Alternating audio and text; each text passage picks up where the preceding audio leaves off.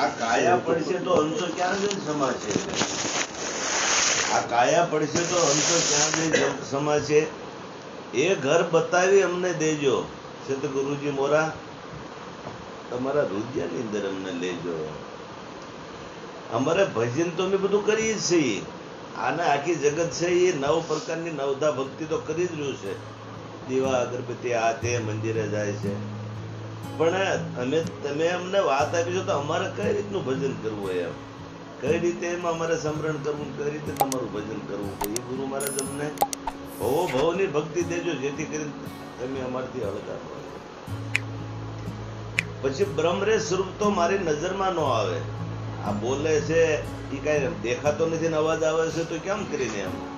એટલે એમ નહીં, બ્રહ્મરે સ્વરૂપ તો મારી નજરમાં ન આવે, અમને દેહ દીદાર દર્શન દેજો. એમ દેહ દીદાર દર્શન દેજો કે બેનજીભાઈ આ બે ઉપજોવામાં બેઠા છે. એટલે બ્રહ્મ સ્વરૂપ તો મારી નજરમાં નહીં આવે. તો બધા સંતો બોલે છે હજારો વર્ષથી, પણ શબ્દ હટતો નથી. પણ દેહ દીદાર અમારી નજરોમાં ન આવે, અમને દેહ દીદાર દર્શન દેજો. સદગુરુ મોરા કાયમ માટે રહેજો. છેલ્લે શું કહે છે કે દાસ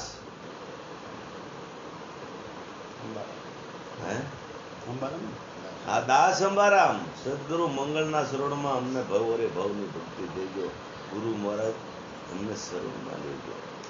હવે જગતનો જે નાતો છે એ કેવલ 50-60 વર્ષનો વિધિનો 100 વર્ષનો છે. મા દીકરાનો નાતો છે 50-60 વર્ષનો છે. બાપ દીકરાનો નાતો છે 50-60 વર્ષનો છે.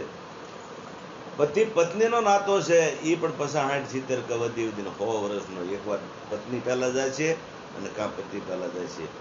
આ તો ખોટું બોલાય છે એમ કે અમર સુડલા રહેજો તમારા. અમર તો છે કયું છે? સદગુરુ સિવાયનું અમર નથી કોઈ. એકવાર નાનામી બાય ની જવાની છે, કાં ભાઈ ની જવાની છે. બે માંથી એક પહેલા રંડાવવાનું. તો કાયમ માટે મરે નહીં એવું તત્વ શું છે? તો આજે જે બેઠા છે એ પ્યામભાઈ ને મેં કોઈ હગાવાલા નથી, લક્ષ્મીબેન ને કોઈ હગાવાલા નાતે બેઠા નથી. કેવલ ને તે અટૂટ નાતો, ધર્મનો નાતો, ધર્મના નાતે આજે બેઠેલા છે. હવે ગુરુ અને શિષ્યનો નાતો છે, ગુરુ શેલાનો નહીં.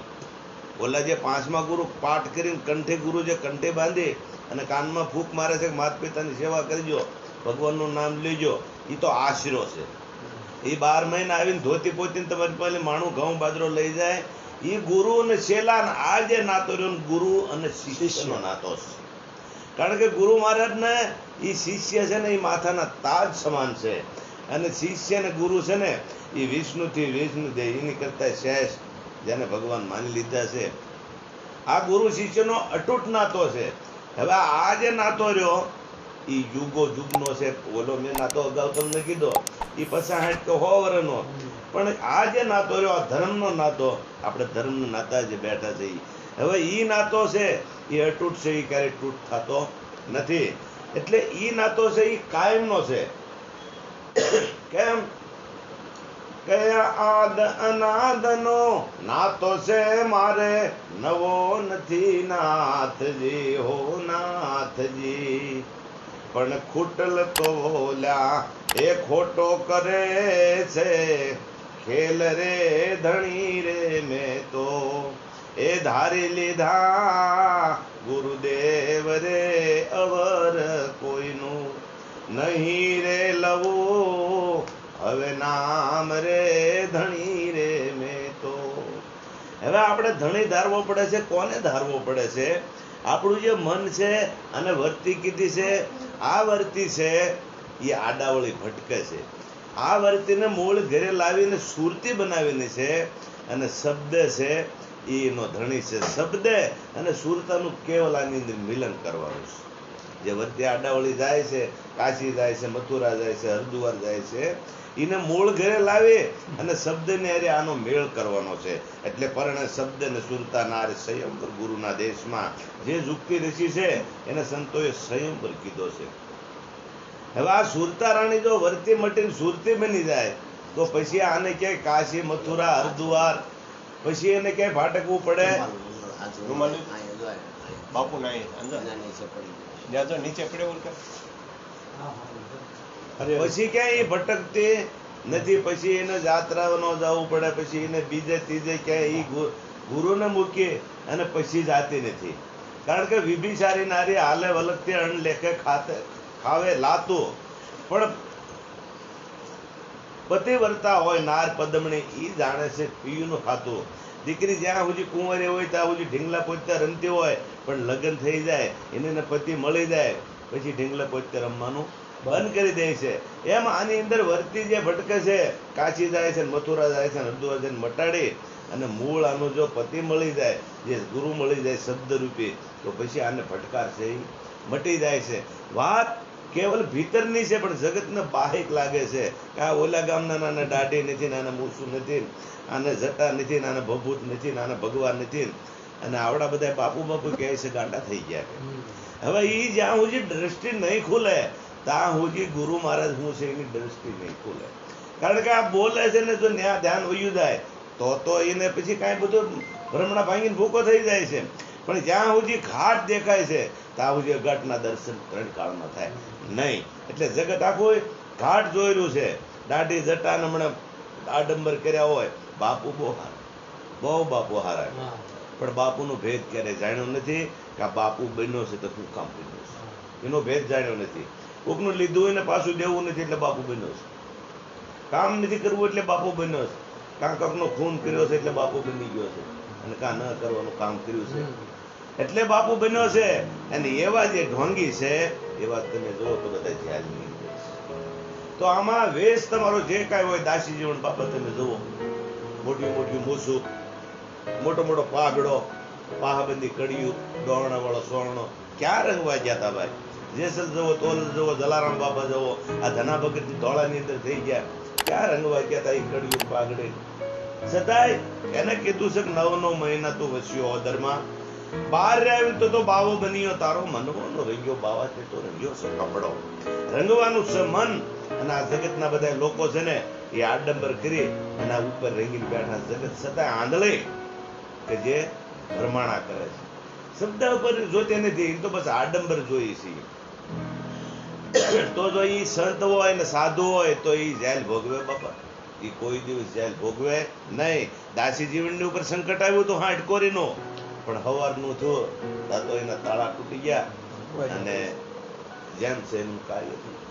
દાસી જીવનનો એવી રીતનું જો તો નરસિંહ મહેતાના રાજાએ કીધું કે આ હાર ગળાની અંદર આવી જાય મૂર્તિમાંથી તો હતું હા શું એ મારા ગુરુ નથી, એને હવાર નથી તો હાર આવી ગયો. આ સંતોના પુરાવા છે, એને કસોટી કરે પણ એના ગુરુમાં સમૃદ્ધ ઉપર હાજર છે, એ કોઈ પણ રીતે તાત્કાલિક એનું છોડાવી દે છે. આ ધર્મનો નાતો છે, આ બીજો ધર્મનો નાતો કોઈ છે ને, આ તો બધો કલ્પિત નાતો છે. તો ગુરુ મહારાજને જે શિષ્ય છે ને એ હાથ ખોટના પોતાના દીકરા કરતા વાલા છે. આજ એને શિષ્ય કીધું છે, મારા દીકરો છે એની કરતા આ લોકો છે ને અમારા નજીક છે. કારણ કે આ એ છે પછી 60 વર્ષ સુધી નાતો છે અમારા ઘરનો, તો આ નાતો છે અમારા કાયમ માટેનો છે. તો આવી રીતનું જેને મનાઈ ગયું એનું કામ થઈ ગયું. બાકી જો ઘાટે વળગી ગયા, કાં તો ફલાણા ગામનો રહે છે ને હરિજનનો છોકરો છે ને એ બધાનો ગુરુ છે, વાત સંકામાં સમજાય નહીં. વાત આ શરીર નથી આપતું, વાત આ બોલે આપે છે, બોલે છે કાયમ છે. આ શરીર છે એ 5 તત્વનો દેહ છે, 5 તત્વમાં ભળી જવાનો છે. માંથી આ દેહ ઉભો થયો છે અને માંથી આ ધરતીમાં પાછો ભળમાઈ જવાનો છે. બોલનારો પુરુષનો જન્મ નતો ને એ ક્યારે મરવાનો નથી. જે કાંઈ બોધ આપે છે ને જે કાંઈ સમજણ આપે છે એ આ શબ્દ આપે છે, બોલ છે. એટલે કીધું કે આવા શીલવંતા સાધુ હોય તો પાનભાઈ અને વારંવાર નમીએ જેના બદલે નહીં વર્તમાન. ગંગા સતી કહે છે પાનભાઈને કે જો આવા શીલવંતા સાધુ મળી જાય ને તો એને વરી નમીએ વારંવાર. આવા શીલના એટલે દારૂ, જુગાર, ચોરી, જારી, માંસાહાર, જીવહિંસા અને પર નિંદ્યા નથી કરતો. હાથ નિમશે બોલાય છે 5. આ નથી કરતો એવો હોય ને તો પછી કાળો હોય તો ભલે નમી જાય અને બાડો હોય તો ભલે, અને એક કે હાથ કે પગનો કાંઈ નહીં બોલે ને તો એને તો ગુરુ માની લેજે ને. એવા નારાદ કર્યા હતા ઢીંબરને ગુરુ, એવા અનેક પુરાવા છે. જનક વિદેહી કહેવાય ગયા ને અષ્ટવંકા જેના 8 વાંકવાળા હતા, છતાં એને શરીર સામું જોયું નતું. એને કેવલ શબ્દ ઉપર ધ્યાન રાખ્યું હતું. હવે આ બોલે છે ને એ બીજો નથી, પરમેશ્વર છે પોતે. અજ્ઞાની નર આંધળો એને આઘો જઈને ગોતે. એક જ છે, બે નથી. બે વગરના સા 52 બોબડા, મળે નહીં મોંઘે મૂલે. બેનો જે એક થઈ જાય તો 52 ની બાર જઈને બોલે. આ વિશ્વની અંદર એક જ સૂર્ય છે, એક ચંદ્ર છે, એક પૃથ્વી છે, એક જ પાણી છે, એક જ સ્ત્રી છે અને એક જ પુરુષ છે, બે નથી. જાતિ બે છે ને સ્ત્રી પુરુષ, એક સ્ત્રી છે ને પુરુષ જાતિ આની બે છે. પણ આત્મા લેવલે જવો તો અસ્ત્રીમાં એ આત્મા, તમારામાં એ આત્મા. એટલે ગંગા સત્ય કીધું સજાતી વિજાતીની યુક્તિ બતાવું, બિંબ પાડી દઉં બીજી વાત. પિંડ ને બ્રહ્માંડથી પર છે ગુરુ મહારાજને એનો દેખાડું તને દેશ. હવે શરીર નામની જાતિ છે, સ્ત્રી પુરુષ બે જાતિ છે. પણ આત્મા લેવલ ગણો તો જેટલો સ્ત્રીમાં આત્મા છે એટલો જ તમારામાં છે, એટલો જ આ છોકરામાં. એમાં કાંઈ ફેરફાર નહીં. આને છે ને બધાય પેન જ બોલવાના છે. સારા વિશ્વના માણસને ભેગા કરો તો એને પેન જ બોલશે. ડોશીને કહો છો તો પેન કહે છે, ભરવાડને કહે છે તો પેન કહે છે, દરબારના ભાઈને લાવો તો પેન કહે છે, પાવૈયાને લાવો તો આને પેન જ કહે છે. કેમ કે મારા તમારા શરીર અલગ છે, ધંધા એવા નામ પડ્યા છે. તમે સેન્ટિંગનું કામ કરો એટલે કોન્ટ્રાક્ટ ને તમે બગડાની દુકાન હોની નાખી દો એટલે તમે હેરિઝન મટી જાઓ અને હોની જાઓ. તમે ઈટુનું કારખાનું ખોલી નાખો એટલે તમે પ્રજાપતિ બની જાઓ. એટલે ધંધા એવા નામ પડ્યા છે અને શરીરના ઘાટ અલગ અલગ છે. મારી પાસે જોનારો છે ને એ એક છે. આનું શું કહેવાય? આનું શું કહેવાય? એનું જ કહેવાય. એટલે કીધું મળે કોઈ બ્રહ્મના જ્ઞાની રે, મળે કોઈ વસન વિવેકી રે, મારો સતગુરુ સાહેબ તો એક છે. એક છે. આના રૂપાંતર 4 છે. એકના એક તમે પુરુષ છો, કોઈના દીકરા છો, કોઈના ભાઈ છો, કોઈના બાપા છો અને કોઈના ધણી છો. એકના એક બેન, કોઈની દીકરી છે, કોઈની માં છે, કોઈની બેન છે અને કોઈની પત્ની છે. મૂળમાં જવો તો એક જતીની એક સતી છે. બેનો થઈ જાય તો એક સિવાયનું ખુશી નહીં, એકનો વિલાસ છે. પણ ન સમજાય ને તો આવું જો ઓહો કેટલા બધા માણસ, કેટલા બધા ખટારા, કેટલી બધા ગાડીઓ. એક જ ઝાડવું છે ને એક પાંદડું છે, એક સ્ત્રી છે, એક પુરુષ છે. એક જ આનો જ્યાં તમે તીર્થ વ્રતમાં વયા જાવ તો આનો સૂર્ય, આનો આ ચંદ્ર, આના 5 તત્વ, બીજું નહીં. અને આનો આ માણસ 9 દુવારા, 2 આવડા, 2 આવડા, 2 આ, એક આ હાથ ને 2 મળમૂત્રના 9 દુવારાનો માણસ છે. પછી કાળા ધોળા હશે, ઊંચા નીચા હશે, પણ દુવારા તો આને 9 જ છે. આ સિવાયનો આ ખંડથી ઓલા ખંડ ગયા જાવ. અને ગમનના તીર્થ કરવા ગયા જાવ, કદાચ સોનાની મૂર્તિ હોય તો આવો ભાઈ પ્રેમજીભાઈ એમ નહીં બોલતું. હે એટલે તું પોતે છો આત્મ રામ રે, તું ખબર બી ના હાલે ખોળતો, મરગલો મોયો માયા કેરી જાળમાં રે, હાલે સાંજવાના પાણી ડોળતો.